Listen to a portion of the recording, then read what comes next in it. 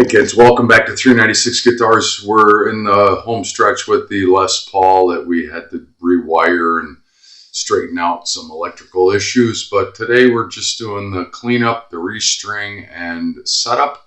Let's get to work. You see what we got going here. I'm not showing you the entire process of cleaning the frets. You can see the carnage from that. It's self-explanatory. I mean, refer to other videos. I can't show you that on every single instrument. First we sand them down, then we polish them, and then we oil the board, and then finally we clean the frets one last time. So we're going to oil the board before we get to stringing it up and going the rest of the way with it. Many of you have seen this. It's pretty self-explanatory, but I got a lot of videos. I do this on every guitar, unless it's a brand new instrument right out of the box.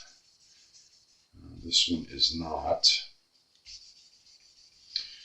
Linseed oil. This is, you can already see the tarnish is still coming off. This conditions the fretboard. And yeah, you can argue it doesn't matter, it doesn't make a difference. Well, yes it does. Yeah. You apply it. This one was not in bad shape, but the frets were really kind of gacked. And a lot of tarnish, a lot of corrosion, mostly tarnish, and that's just from playing it. That's what happens, And see, when you got really good wood on your fretboard, when you put that linseed oil on, it stays like that. And that, you can't tell me that doesn't look pretty.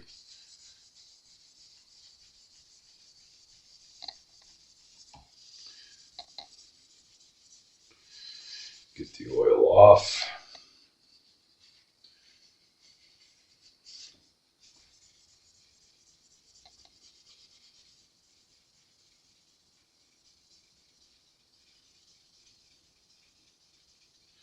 Just pay close attention. Each side of the fret, in the middle of each fret on the board. You don't want to leave any of the excess oil on there. I mean, eventually the wood will soak it all up anyway, even if you miss a little bit. But don't leave it on there too long. Sometimes you apply it and let it sit for 5 or 10 minutes. If it's a really dry board, I'll do this process a couple of times. Not afraid. Last thing I want to do is get some clean cloth and go over every fret again. Just all you're doing is buffing it. And I lightly sanded them with like 1800 emery. Then I hit it with some fret polish. And then you'd oil the board. And the last step is, there's still some tarnish coming off of there, right? This will put that buff back on them.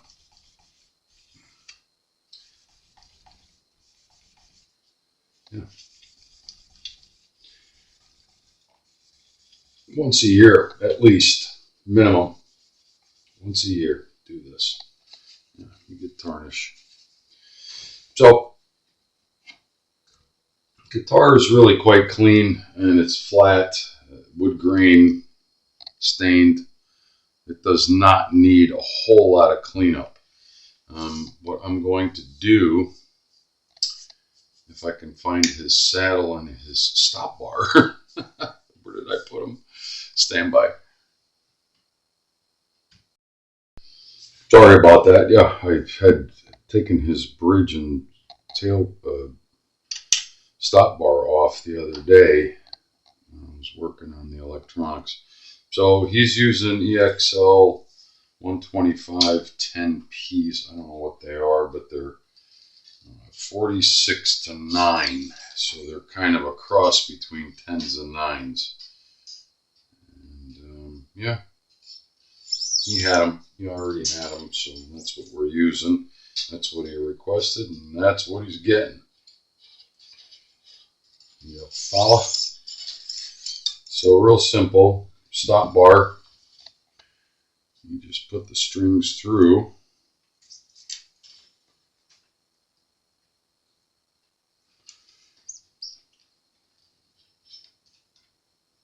Or at least this is how I do it. Put the strings through all of them. Of course, be mindful, keep them in order.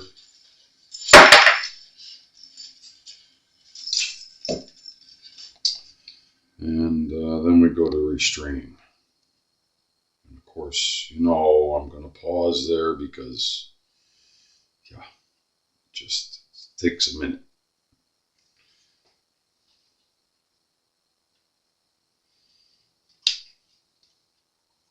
Really nice guitar. I'm kind of digging on the vibe.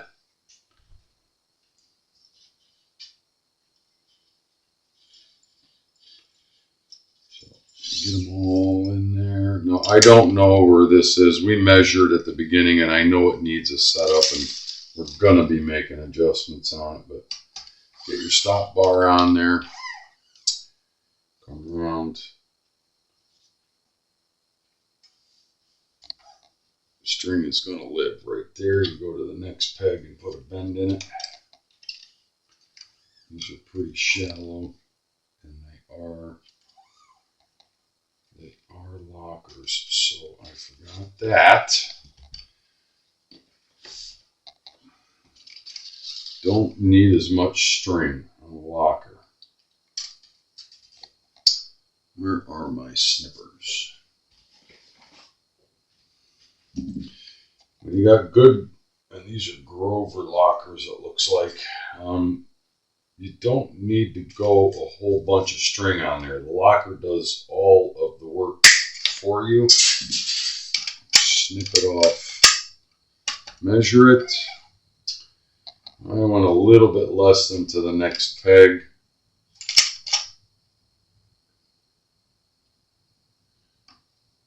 Where are all of the... Push it through.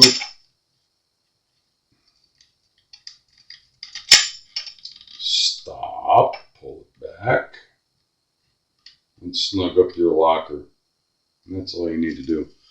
All right, you stop bar. What are you doing to me down here?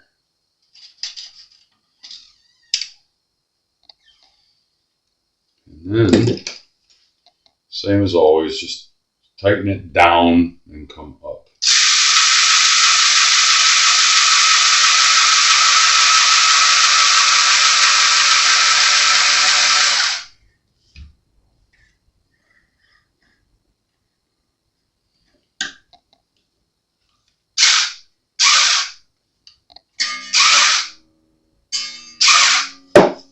Really, you only need one wrap on there. That's all it takes because you got lockers. So we're going to pause while I do the rest of them. At least now the first string is on, so the stop bar will stay. The only thing you have to be mindful of course, is that you're in the nut slot, of course, but you need to be in the saddle. Don't go tightening it down if you're not in the saddle. Stand by. Yep. Got the strings on. That's beautiful. Let's see how close we are.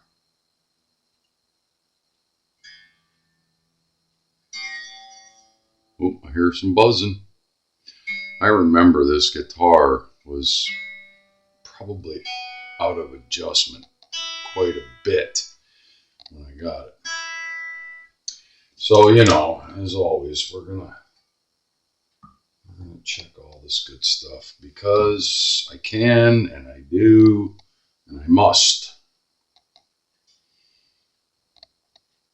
Really tight. Jesus. Wow, okay.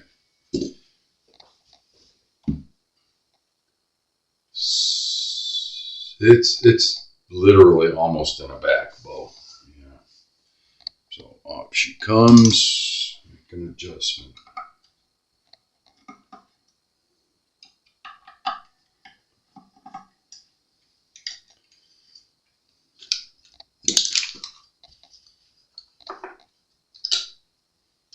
Come on. You can do it. You got this.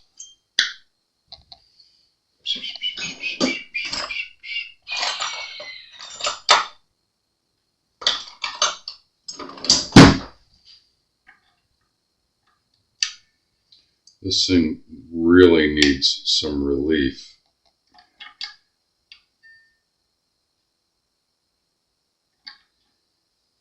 Let's tune it back up. I got a good half a turn on it. This is always the first thing that you're going to adjust in a setup, is your neck relief.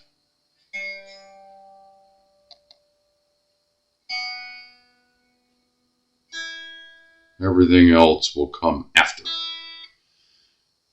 Check, adjust, check, adjust, check.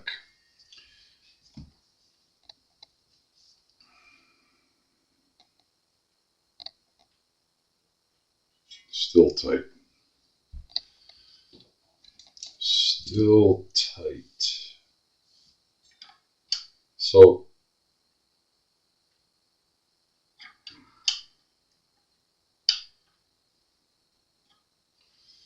that's about it. I know this thing does not have a two-way in it because it's a Gibson. And Gibson's philosophy is they use such high quality material, they don't need a two-way truss rod to force it into a forward bow. I kind of disagree with that philosophy. I like two-way truss rods because wood will do some weird things from time to time. And you need to tell it where to go.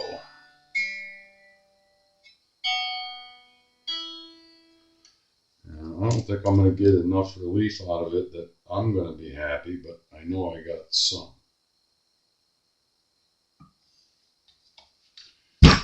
Let's just see.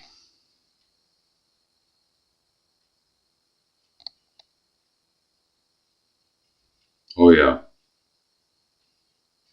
Perfect.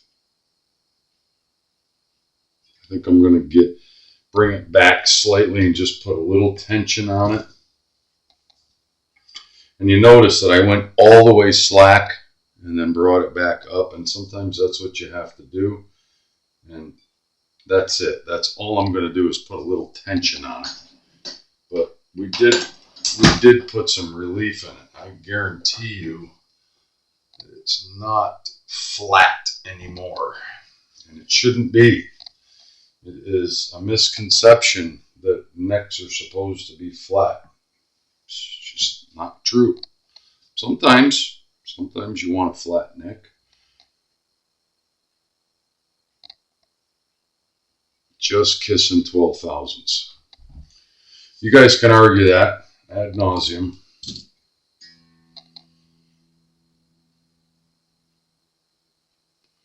But I know.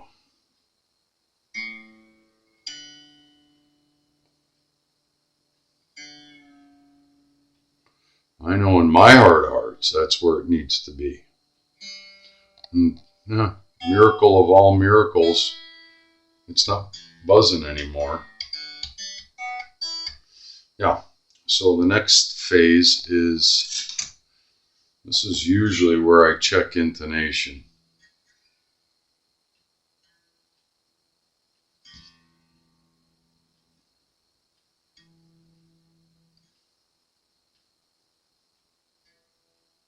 Sharp. That means this guy right here needs to come back that way. And it looks like it's a flat head. Let me get my Mr. Magoo eyes on. Oh yeah, old school. I know all you're seeing is the top of my head right now. But what we got to do is pull the saddle back closer to the stop bar and lengthen to get our intonation correct. It's always the E string too. I'll bet dollars to donuts the rest of them are good. What we're doing is lengthening the measurement between the nut slot where the string takes off from the nut and where it rides over the saddle. If that's too short, it's sharp.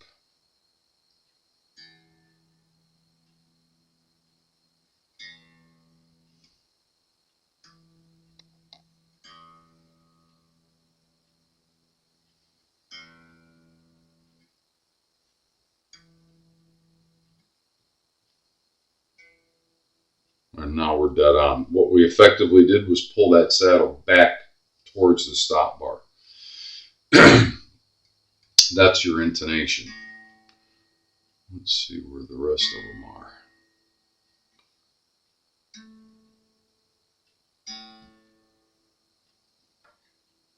Make sure that you're tuned exactly to pitch before you start adjusting this.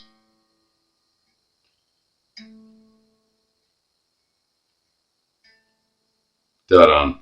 Okay, so I'm going to finish the intonation. You saw what I did. Because it can take a hot minute to get through all of that. And then sometimes I'll check up at the 17th fret as well. But usually the human ear can only hear the intonation here. You can argue that, going up to the 17th fret, but you could chase your tail for hours trying to get that dialed in. So stand by. So one of the things you have to check, so intonation is set, but one of the things you have to check before you get the string height is stop bar. And it's always the E's, the low E and the high E that are usually touching. And this will affect, the A is even really tight. Take a piece of paper. That string should not be touching from the stop bar. It should not be touching the back of the bridge. So we need to bring up the stop bar. And this is going to change all of our tuning, but not our intonation. So you loosen it up. Give it a couple of good turns. Tune back up the pitch.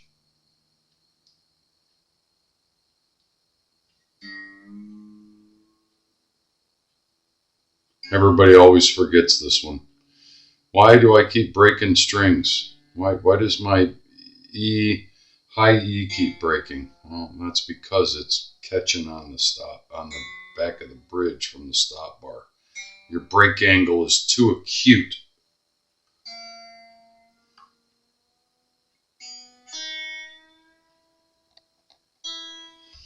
And it just has to have clearance. All you need to be able to do is put a piece of paper under it. There's no magical measurement. It just needs to be able to come from the stop bar over the back of the bridge and not touch. Pretty simple stuff.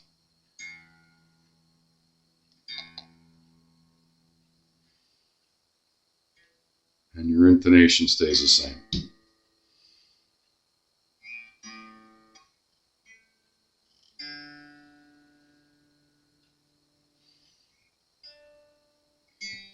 That's why you do these things in order.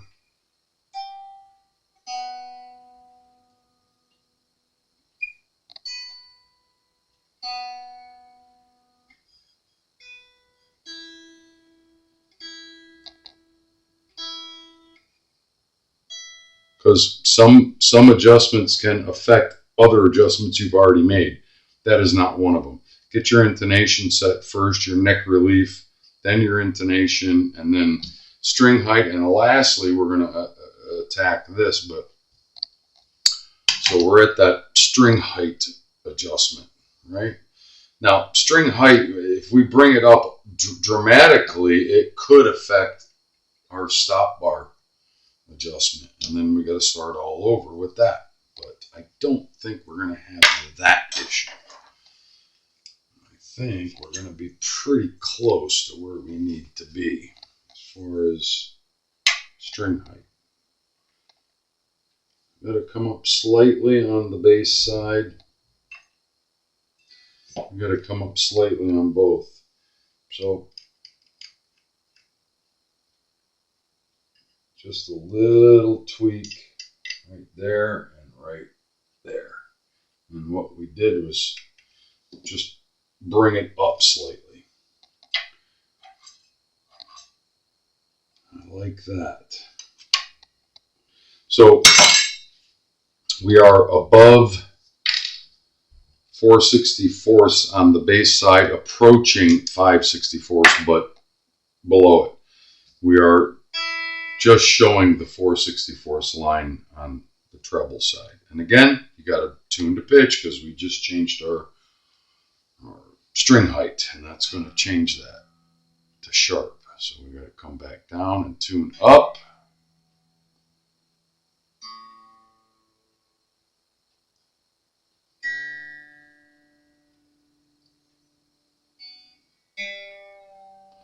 And again, all of these adjustments, you know how I do.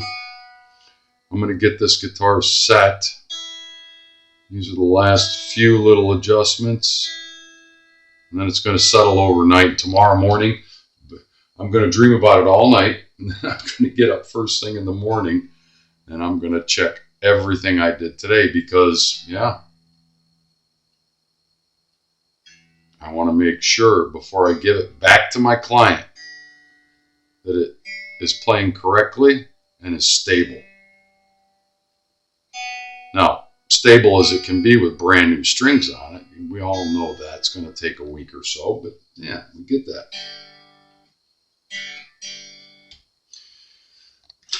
And well, we're going to play it a little bit too because, well, we did a rewire on it.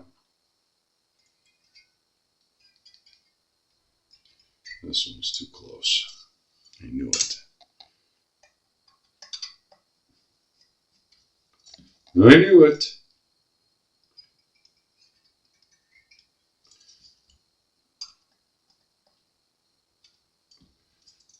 This is all important. You can't be too far away. You can't be too close. Yeah.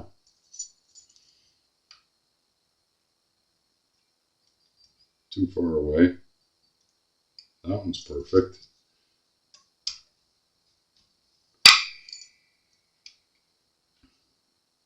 Don't leave any of this stuff to chance. Do it right. Do it right the first time. If you can do it, do it right.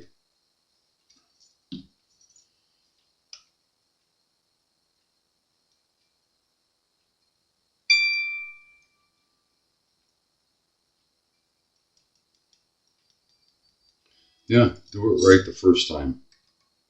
Every time. I like the pickup height. I'm curious.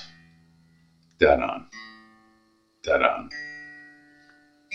Gotta love a Les Paul. You just gotta love a Les Paul, right?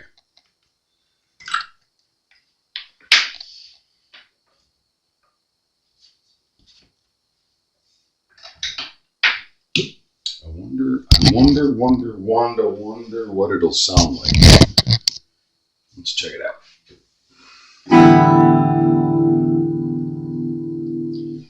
Bridge.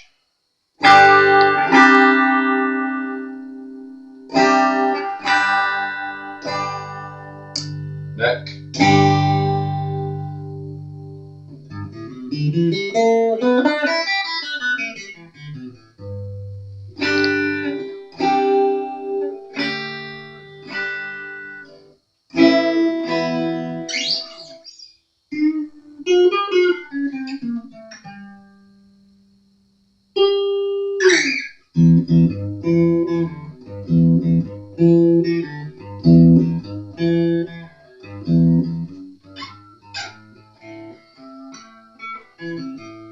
I love it.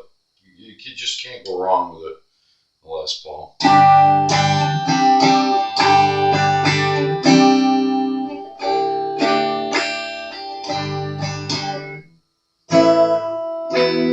Not a guitar player. Sorry, folks. not a guitar player. But there you go. Final setup. Let's just make sure that last little adjustment didn't booger us over here. As long as you can slide a piece of paper under there, you're golden. Right?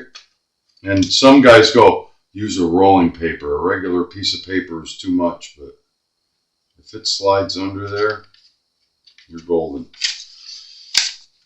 It's Blackjack with 396 guitars, man. Les Paul. We had some electrical issues to start with. We got that all sorted out, and you know, step by step, you move along. Every guitar job is a journey, a process, and you never know what you're going to run into. I say it all the time. So, thanks for watching. Thanks for all your views. Thanks for all your likes and subscribes, and please share as often as you can.